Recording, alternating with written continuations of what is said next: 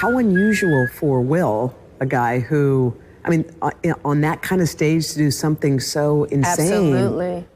It's totally out of character. It's not him whatsoever. Do you know why he hit him? You know, it's not my journey. It's not my story to tell. But Jada was at the center of the storm that night, a storm that only played out behind the scenes. For viewers, the show continued without missing a beat. I know it could look really strange, but when something like that happens, the trauma response can be, let's just get back to normal. Let's just get back to normal. So we were just trying to get back to normal. Did anyone ever ask Will to leave? No. No. Okay, Greg, what do you got? Yeah, interesting. This is almost like two different people talking here for me, which I find interesting. First of all, she does the sweeping hand move again, but it doesn't look like the one when she was doing clearing the table for all those people. It's just a quick, that's not him. Mark, this is back to where I thought the other one looked exaggerated, and so did you. I think we're all driving that point that this looks different. She's got pursed lips, disapproval. We always say pursing your lips means disapproval. And she's shaking her head vehemently. Nope, that's not him. So, and she says, not him. Remember, we talked about elongated words when she wants you to hear something specific, and she does it here. Then there's a sudden tone change. Did anybody else feel like, who's that person talking? Compared to the first part of the clip? When she gets into that, she starts telling her how things are and how this is going to be. That's the Jada mode I think we're accustomed to. And it might be who people deal with on a regular basis. We can't tell that. But there's two different people you're talking to here. Go back and listen to those. When this plays next, watch her denying and then watch that abrupt shift in how she talks. Chase, what do you got? Yeah, I think this is mostly honest here as far as behavior goes. So I just want to talk about Will. And I'll let you be the judge. I think his eventual explosive response might be a culmination of a lot of suppressed emotions, frustration, lack of control, and maybe a desperate and unconscious attempt to reclaim some agency and maybe masculinity.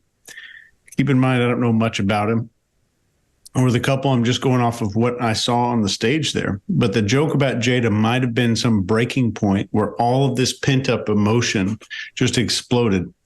And I want to look at a few things that might be going on here. The first one, and you can tell me if I'm right or wrong or way off, might be accumulated resentment with these years of feeling controlled or emasculated and just kind of built up. Then we have a defensive mechanism.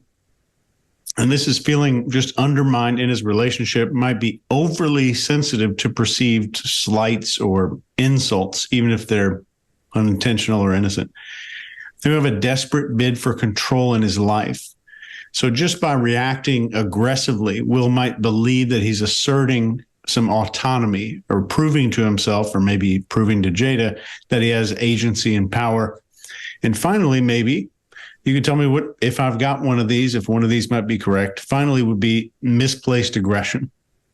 So if he's unable to confront or directly address the primary source of emasculation or whatever you want to call it, he then misdirects the aggression towards a safer and more immediate target. And I think that one is what we saw at the Oscars. Is it Oscars? Yeah. Yeah, I knew that. Scott? Yeah. All right. I don't know. I don't follow any of that either. So here we're seeing the concern for Will's mental state, that we're seeing that that's real. And the low head movement back and forth paired with that slow cadence is a classic cue of concern we've talked about before when it comes to a traumatic experience. So I think those are all, it's all coming together. She's sort of playing the dominant role here, almost a motherly role in this relationship. And I'll go back to Hoda. I think she's doing a great job of looking like she's into this. She's got her chin on her head. She's totally squinched up and just totally focused on what's happening and everything that Jade is saying. And I think that gives you a feeling of intimacy going on there, because people watching this, and I think that are interested in it, because mostly women are interested in Hoda Kotb. I think they sort of, again, live through her vicariously. They're interviewing her too, and she looks like she's into it, like everybody else would be if they were talking to her, like the average person would be talking to her. So I think that's a great skill and a great tool to be able to execute. Mark, what do you got? Thank you. Okay, I got a good one. I think, which is, often you'll hear all of us say one of the best kind of devious ways to get out of being interrogated or interviewed is like, I don't remember. Well, we got a new one, which is, it's not my story to tell. It's not my story to tell. I love that. I think that should be used in all kinds of scenarios. There I am, I'm zip tied to the chair. The black bag comes off my head. Greg's there going, why do you think you were sent to this particular sovereign country? And I'm like, Greg, that's not my story to tell, mate. That's just not my story to tell. I think I could go a long way. I think I could go a long way with it. Like, get yourself out of that one. Get yourself out of that one. So great to see that. The other interesting part of this is she talks about her and maybe Will's trauma response, their trauma response to this.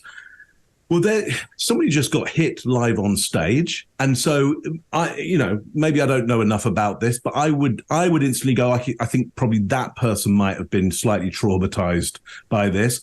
But what's happening here is the reverse of the victim and offender, which is a classic of a certain personality type to do that one. And we're at the end of this. And so, could we look at where certain things are being denied? Like, I didn't see that. I didn't see that happen. So maybe I was thinking it didn't happen. And then, I got this, getting on the attack, getting ready on the attack. And then that reverse of victim and offender, interesting pattern that we're seeing here, purely in my point of view, in my judgment around this. That's all I got on that one.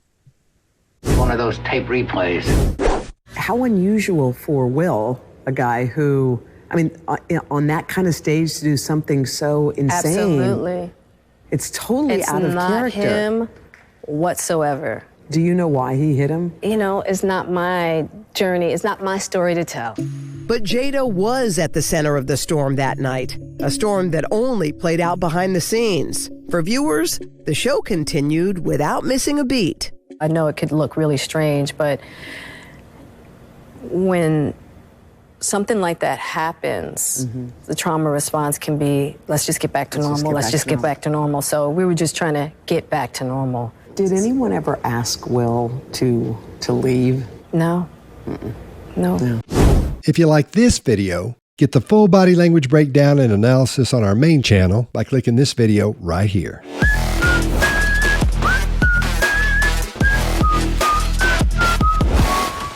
You know what?